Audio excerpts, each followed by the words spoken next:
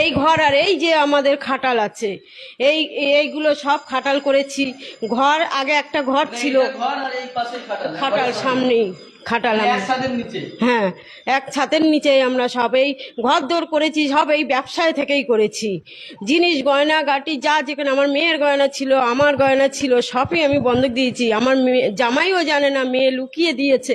এবার ও তো অশান্তিতে ভোগ করছে, ও বলছে যে মা আমার কি হবে। এবারে আমি জানতে পারলে আমার সংসারটাই তো নষ্ট হয়ে যাবে, আমি কি করব, আমার গয়না কিভাবে তোমরা বন্ধক দিয়েছে, কিভাবে ছাড়িয়ে দেবে, এই করছে। আমার তো সারা রাত ঘুমই হচ্ছে না, 4-5 দিন ঘুমাতে পারছি না, কি করব, আমার মাথাটার মধ্যে কি হচ্ছে আমি বলতে পারছি না।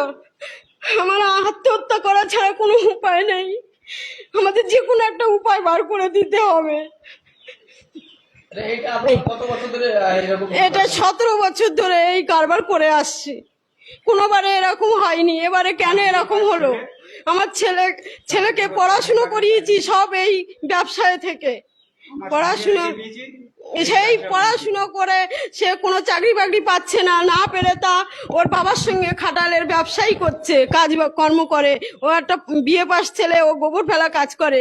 কেন করছে? পেটের দায় করছে, কোনো চাকরি নেই, তা কি করবে, তাই করছে। তা আমরা তার অন্য কিছু করি না কো, এই ব্যবসা নিয়েই সব কিছু।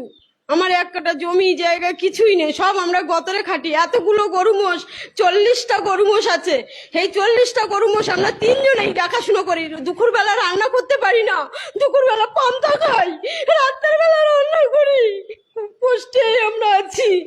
আর এর মধ্যে যদি এই অবস্থা যদি এরকম হয় তাহলে কি হবে? দেখিয়ে লোন নিয়েছি, নিয়ে মোষে কানও বেঁধানো আছে, ওই মোষগুলো সব কান বেঁধানো আছে, সে লোন নিয়েছি 3 লাখ টাকা। গয়না বন্ধক দিয়েছি 8 লাখ টাকা, ভুসির দোকানে 6 লাখ টাকা, এদিক সেদিকে বিচুলি এলা পাবে 1 লাখ টাকা, অনেক দেনা। ওষুধের ব্যবসা না করতে পারলে আমরা কি করব, কি করে খাবো? আমাদের তো মরণ ছাড়া রাস্তা নেই, না আমাদের বিষ এনে দিক, আমরা বিষ খেয়ে মারা যাব। আমরা এইভাবে আমাদের চতুর্ধার দিয়ে দেনা, সবাই দেনা করছে, চাইছে। চিঠি এসে গেছে, ভুসির দোকান থেকে চিঠি এসেছে, বিচুলির দোকান থেকে সব চিঠি এসেছে, হালকাতা করবে, টাকা চাইছে। আমরা তো একটাও গরু বিক্রি করতে পারছি না। আমার আজ স্বামীটা সকালবেলা মাথা ঘুরে পড়ে গেছে, এইসব টেনশন করতে করতে আমাদের খুবই অবস্থা খারাপ যাচ্ছে। একটাবার আমাদের সুযোগ দিই। রাত 2:30টার সময় উঠতে হয়, আমার উঠে এই 40টা মাল দেখাশোনা সব করতে হয়, আমার ছেলে আর আমি দুজনা। কিভাবে চলবে? ছাড়া রাস্তা নেই। সরকার যে কোনো একটা উপায় বার করে দিই, না দিলে যে কোনো রাস্তা একটা আমাদের বার করে দেখ, না দিলে আমাদের কোনো উপায় নেই। আপনার এখানে কতগুলো গরু আছে? আমাদের গরু আছে কতগুলো? 42টা গরু মোষ। গরু আর মোষ ধরে 42টা আছে। কত লাখ টাকার গরু আছে? ও 1.5 লাখ 2 লাখ থেকে শুরু আছে, বেশি টোটাল আমাদের 25 লাখ 25 লাখ 25 লাখ টাকা দেনা আছে। হ্যাঁ। মানে এই গরুগুলো মহিষগুলো বিক্রি হয়ে গেলে আপনাদের দেনাগুলো? হ্যাঁ, আমরা সমস্ত দিকে আমরা প্রথমত আমরা ব্যবসাটা শুরু করি উত্তরপ্রদেশ থেকে, বিহার থেকে, এইসব জায়গা থেকে মাল আমাদের আসে, আমরা নিয়ে আসি। বাইরের রাজ্য থেকে আমরা মালগুলো সেখান থেকে কিনে নিয়ে আসি। আমরা তো বছরকে বছর এরকম ভাবে ব্যবসা, আমার বাবা করেছে, আমার বাবার বাবা করেছে এই ব্যবসা, আমরা সকলে এইভাবে ব্যবসা, আমাদের পূর্বপুরুষ এই ব্যবসা করে আসছে, যেহেতু আমরাও সেই লাইন দেখেছি, পড়াশুনো করেছি। আজকে আমি জিওগ্রাফিতে অনার্স আছি, বিএসসি ব্যাচেলর অফ সায়েন্স নিয়ে পড়েছি। পড়াশোনাটাও আমি পুরো এই ব্যবসার উপর থেকে চালিয়েছি, এই কাজ থেকে আমি চালিয়েছি। আমি বলছি তো আমরা সবকিছু এই আমার বাবা যতই হোক খেটে খুঁটে যাই হোক আমাকে এত পড়াশুনো করেছে। আজ পড়াশুনো করে আমরা চাকরি নেই, আমার কিচ্ছু নেই। আজ জবের জন্য যেখানেই যাচ্ছি না কেন সেখানেই কোনো কিছু আমরা সুরাহা পাচ্ছি না। তো আমরা কি করবো? আজ ব্যবসার উপরে নির্ভর করে লাস্টে না পেরে আমরা এই ব্যবসাতে লাভলাম। তো আজ ব্যবসাতে লেবেও আজ এই অবস্থা আমরা কোথায় যাব? আমাদের মৃত্যুবরণ ছাড়া তার কি কোনো উপায় আমরা খুঁজে পাচ্ছি না। সরকার, আমার বর্তমান মুখ্যমন্ত্রীর কাছে আমরা এই সাধারণ জনগণ হিসাবে আমাদের এই আর্জি জানাচ্ছি যে আমাদের বর্তমানে কিছু একটা সুরাহা করুন। আপনাকে এনেছি আমরা আপনি হিন্দুত্ব আছেন, তো আমরাও হিন্দুত্ব আছি, তো আমাদের মুখ পানে একটু চান। আর আপনাদের দেখেন আমরা এখন এত মার্কেটে এত দেনা করে ফেলেছি, আমরা এখন কোথায় যাব? আমাদের এখন মৃত্যু ছাড়া কোনো উপায় নেই। আর এই সর্বপ্রথম বলি, এই ভুসির দোকান থেকে শুরু করে বিচুলিওয়ালা থেকে শুরু করে ওষুধ থেকে শুরু করে এই মালগুলোকে আমরা যত্ন সহকারে নিজেরা না পেটে না খেয়ে এদেরকে খাইয়ে খাইয়ে এত বড় করেছি। আর এত বড় করার পরে যদি আজ এই অবস্থা আমাদের দেখতে হয়, আমরা এখন কোথায় যাবো? আমাদের সুসাইড ছাড়া। মানে মুসলিমরা আসছে না গরু নেওয়ার জন্য, যারা কুরবানির সময় আসবে কি করে? যে আইনটা 1950 সালে একটা আইন বেরিয়েছিল, আজ থেকে প্রায় 78 বছর আগে আইন পাশ হয়েছে। সেখানে সেই আইনে কি বলা হয়েছে না, 14 বছর বয়সী গরু কুরবানি দেওয়া যাবে, কোনো পশু হত্যা করা যাবে না। এই সমস্ত আইন তো এত বছর, আমার জন্ম হয়নি তখন, তো আমি সেই আইন হয়ে আছে, আমরা তো কিছুই জানি না। তো এখন সেই সব আরো পেছনের যত সবকিছু বাইরে আসছে।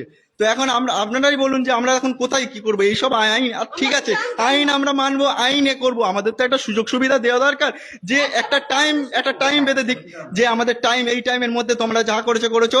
আমরা তো এখন জানি না, এখন যেহেতু সবকিছু, আর এইসব মালগুলো আমরা এখন নিয়ে কি করব? এখন সরকার এর সরকার সুরাহা করুক, এই মালগুলো নিয়ে আমরা কি রাস্তায় ছেড়ে দেবো? আর আমাদের যে পাওনাদার আছে, আমাদের যে আমরা যে দেনা করেছি, তাহলে আমাদের উপরে সবাই তো জুলুম করবে। এখন তো এসব দেখবে না যে তোমরা এই মালগুলো এনে কি করেছো না করেছো, আমাদের দেখবে না। আমরা কোথায় যাব? সরকার এটা সুরাহা করুক, আমরা এটাই চাই, আমরা আর কিচ্ছু চাই না। আমাদের দেনা মুক্ত করুক সরকার, না হলে আমাদের মৃত্যু ছাড়া আর কোনো উপায় আমরা খুঁজে পাচ্ছি না। এখন সরকারের কাছে এই আমাদের আর্জি।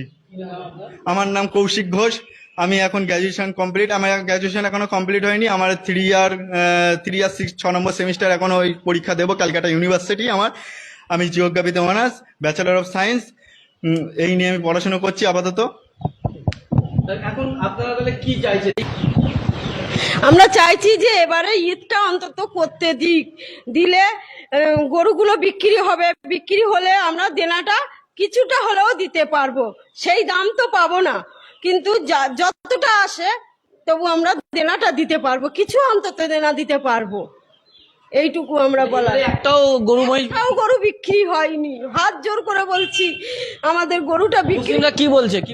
মুসলিমরা বলছে আমরা গরু কিনে কি করবো, আমাদের না খাওয়াটা, আমরা একবার নাই খেলাম তাই বা কি হবে, তোমাদের উপায় তোমরা কি করবে সেটা তোমরা দেখো।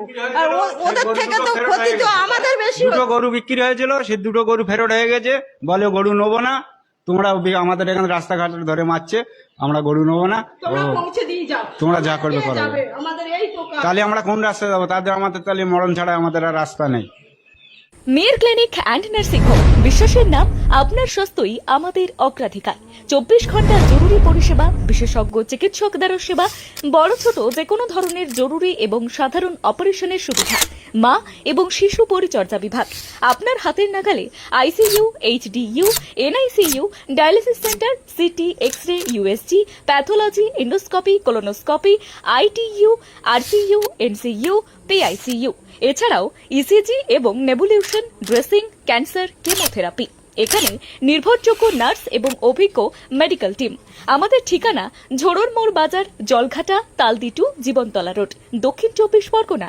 আমাদের যোগাযোগ নাম্বার 7872034360, এছাড়াও 9875560794। এই নাম্বারে স্বাস্থ্যসাথী এ গ্রেড এবং NABH মান্যতাপ্রাপ্ত হাসপাতাল, আমাদের কোনো শাখা নেই।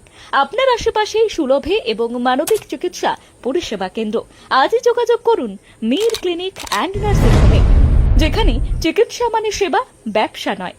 সুস্থতা শুরু হোক এখান থেকেই। মেয়ের ক্লিনিক অ্যান্ড নার্সিং হোম, বিশ্বাসের নাম, আপনার স্বাস্থ্যই আমাদের অগ্রাধিকার। 24 ঘন্টা জরুরি পরিষেবা, বিশেষজ্ঞ চিকিৎসক দ্বারা সেবা, বড় ছোট যে কোনো ধরনের জরুরি এবং সাধারণ অপারেশনের সুবিধা, মা এবং শিশু পরিচর্যা বিভাগ